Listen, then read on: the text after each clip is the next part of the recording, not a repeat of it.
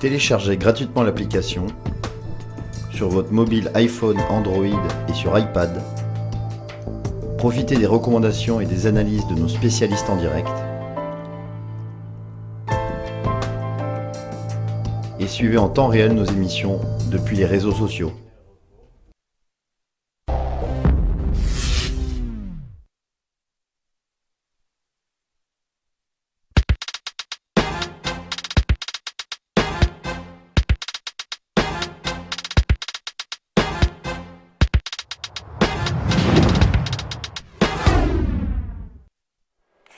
Et nous sommes de retour sur TV Finance, Direct Investisseur.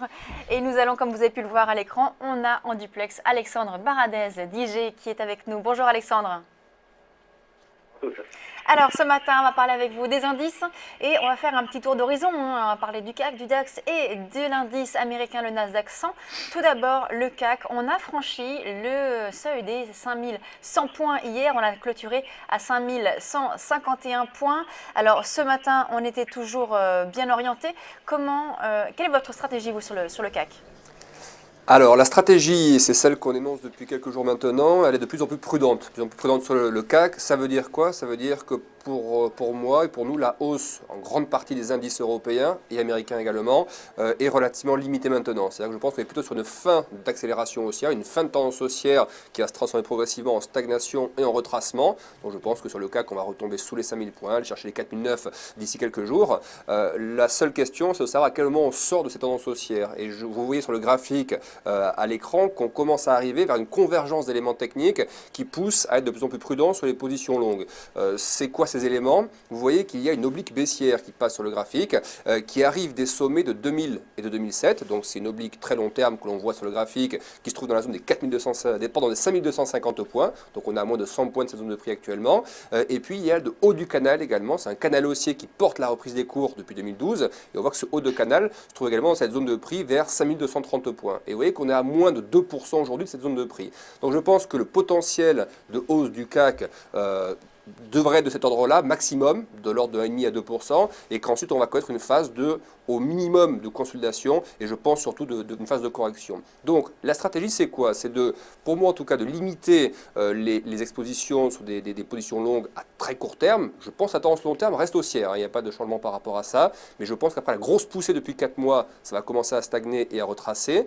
Donc je serais plutôt favorable à essayer de viser les niveaux, ou exploiter plutôt les niveaux qui vont signifier une entrée en correction de l'indice. Et pour moi, ces niveaux, ce serait déjà un retour sous les 5100 points. On voit bien le niveau de rupture, c'est un niveau qu'on a testé plusieurs fois. Le marché a cassé ce niveau hier et accélère encore un peu aujourd'hui. Donc pour moi, tout retour dans cette zone de prix, sous les 5100, serait déjà un premier indice du début d'une phase de consolidation et correction pour retour donc sous les 5000 points. Donc moi, je serais très prudent sur cette phase de hausse en ce moment et plutôt chercher les phases où le marché va commencer à rentrer dans des zones qui signifieraient début d'une phase de correction un peu plus poussée. Donc Alexandre, selon vous, si l'indice CAC 40 vient tester des niveaux à 5220, 5240, on vend, quoi qu'il arrive, on vend l'indice pour viser un retour sous les 5000 points. Oui, voilà, clairement. C'est-à-dire que là, je pense clairement que en fait, il y a un mimétisme, une comparaison qu'on peut faire entre les indices américains et les indices européens. Je pense par exemple que sur le S&P, vous voyez le S&P 500 côté US, on a déjà touché le plus haut et qu'on va s'orienter de plus en plus vers des phases de correction. Et je n'imagine pas que dans ce contexte-là, les indices européens puissent encore, je dis bien à court terme, à horizon quelques jours, performer encore de 5 ou 10% avec des indices américains qui eux ne performent plus. Donc je pense qu'il y a vraiment une limite qui est en train d'être atteinte sur le CAC. Le plus dur, c'est évidemment de dire, et on ne le fera jamais, c'est impossible de dire est-ce qu'on va encore prendre 1% avant de rechuter ou 2%, vous voyez, mais simplement sur une tendance qu'on a pris plus de 30% d'accélération en quelques mois, eh bien effectivement, les 2-3% qui restent, il faut être très prudent dessus et plutôt de se dire on va chercher encore 0,5 ou 1%, plutôt se dire à quel moment finalement le début d'une correction où on pourrait en short aller chercher 4 ou 5% serait judicieux. Et moi je chercherais plutôt ces phases d'entrée-là sur des ruptures de support. Alors, on va parler du DAX. Maintenant, le DAX qui est en léger repli ce matin. On est à 12 108 points. Quelle est votre stratégie? On a bien monté depuis le début de l'année sur le DAX. Est-ce que vous pensez que, comme Oui. le CAC, finalement, on va avoir une phase de correction à venir? Oui, c'est inévitable, c'est inévitable. Il suffit de voir un graphique. Là, celui que je vous ai mis à l'écran ce matin, il est un peu plus court terme, mais si vous mettez un graphique long terme sur 10 ou 15 ans du DAX, et même sur les derniers mois de cotation, on voit qu'il y a eu deux très grosses poussées haussières et que la dernière nous a amené sur des niveaux historiques pour le DAX.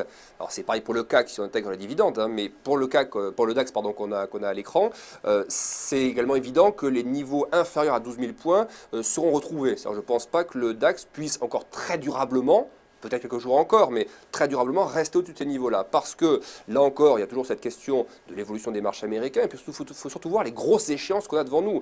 La Grèce, on voit qu'aujourd'hui, il y a une rencontre entre Tsipras et Poutine. Alors, c'est pas forcément ça qui va changer le monde, mais on voit qu'il y a des rumeurs sur des financements que la Grèce pourrait demander à la Russie, sur des cas particuliers que la Russie pourrait faire à la Grèce sur les interdictions d'importation de nourriture. Vous voyez, ça peut froisser la zone euro et l'Eurogroupe de l'autre côté, et on sait que la Grèce doit également rembourser demain le FMI. On sait que les échéances de remboursement vont se densifier d'ici l'été. Donc des raisons de retracer pour les marchés, il y en a. Les questions de relèvement de taux aux États-Unis vont également mettre les indices, je pense, sous pression. Peut-être pas encore une fois dans les heures qui viennent, mais dans les jours qui viennent. Et donc je pense que le DAX, à ce titre-là, a également un potentiel de hausse qui va devenir un peu plus limité à court terme. Et la stratégie sera la même que pour le CAC, exactement la même.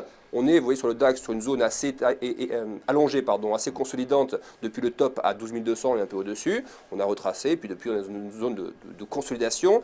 Ce sera le même principe. Je pense qu'à court terme, on peut encore aller chercher les 12 200, voire un peu au-dessus. Je pense que ça peut encore percer de quelques pourcents à la hausse, mais il me semble que l'opportunité qu'on pourra aller déceler, c'est si le marché, et c'est à ce moment-là, je pense que c'est opportun d'y aller, commence à retomber dans la zone des 12 000, 11 900 points. Vous voyez, si on commence à retracer à nouveau vers ces zones de support qu'on voit bien à l'écran, là, je pense qu'il y aura rupture, je pense qu'il y aura cassure, et je pense que la cassure se fera sur plusieurs centaines de points. Donc, on peut aller chercher, je pense, du 300-400 points sur des phases correctives dans cet horizon-là. Donc, plutôt prudent sur les phases de hausse, ça n'exclut pas qu'on aille encore chercher 1 ou 2% de hausse, mais tout retour dans ces zones 12 000, 11 900, pour moi, sont de très bonnes zones d'accélération baissière sur plusieurs centaines de points. Alors justement, Alexandre, on voit que le DAX, contrairement au CAC 40 hier, n'a pas dépassé ses plus hauts annuels, puisque on n'est pas allé voir au-dessus des 12 220 points sur le DAX. Ceci étant, on a un DAX qui progresse de plus de 23% depuis le début de l'année.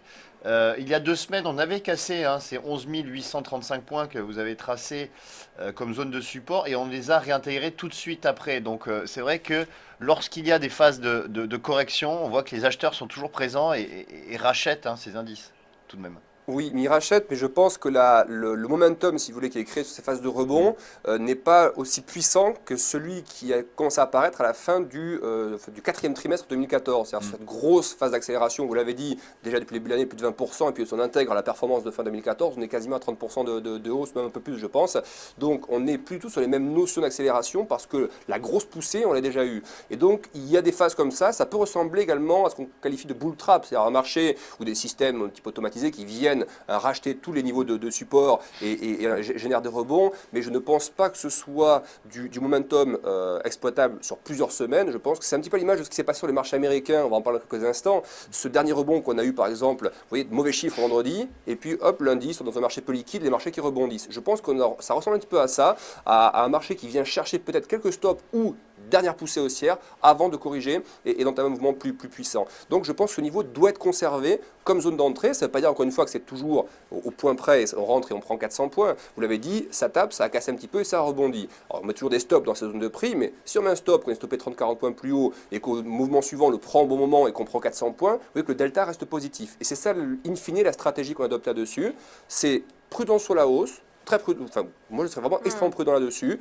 Mais en revanche, tout mouvement de retour 12 000, 11 900 générerait, je pense, des mouvements d'accélération à la baisse qui seraient très puissants. Et donc, c'est plutôt dans ce sens-là qu'on va aller chercher. Alors, on va parler maintenant de l'indice américain, notamment le Nasdaq 100, c'est-à-dire l'indice des valeurs technologiques, des 100 valeurs technologiques aux États-Unis. Eh bien, l'indice semble consolidé depuis quelques temps. Quelle est donc, du coup, votre stratégie sur le Nasdaq 100 ? Alors, c'est ce scénario dont on parlait à l'instant sur les indices européens et qui me pousse également à la méfiance sur les indices européens. C'est que les marchés américains, quand vous regardez les 3 plus gros indices, le S&P, le Dow Jones, le Nasdaq et le Nasdaq 100, qui regroupe les 100 plus grosses valeurs, on est sur des niveaux où on voit bien que les marchés sont au piche. Le S&P, on n'a pas revu le plus historique, le Dow Jones, c'est le même cas de figure, et le Nasdaq 100 a touché des plus hauts en 2000, mais sur les niveaux court terme, on n'a pas réussi à revenir pour l'instant sur ces niveaux-là, la zone des 4500. Et on voit, je disais à l'instant, que ce rebond qu'on a eu dans un environnement peu liquide, qui était l'environnement de lundi, eh bien on a un rebond qui s'est dessiné, qui peut encore durer un petit peu, mais je ne pense pas que sur ces bases-là, et vu les performances des indices américains sur les derniers mois et les dernières années, que l'on aille chercher à très court terme beaucoup plus haut. Donc je pense que le dernier rebond qu'on a eu est potentiellement un rebond un peu morné, qui va retomber d'ici quelques jours dans cette zone de support des 4300 points, 4290, et je pense que comme pour le CAC, les zones qu'on a indiquées ou le DAX, je pense sont des bonnes zones d'accélération baissière, de rupture pour chercher des cassures. Donc je garderai cette stratégie-là également sur les marchés américains. On sait qu'il y a les minutes de la Fed ce soir. Ça, c'est important. Si elles sont un peu plus accommodantes parce qu'on a eu des chiffres du premier trimestre relativement mitigés, ça peut encore tirer un peu les indices à la hausse. Mais je ne pense pas que sur ces bases-là, en tout cas, que des gros indices comme le S&P lancent un nouveau rallye haussier là-dessus. Au mieux, un rebond qui se prolonge un peu et qui retombe. Au pire, on retombe rapidement et on casse. Donc, j'ai vraiment un scénario neutre à négatif pour les indices américains. Merci beaucoup Alexandre Baradez, analyste chez IG. On marque une pause et on se retrouve dans quelques instants sur Direct Investisseur.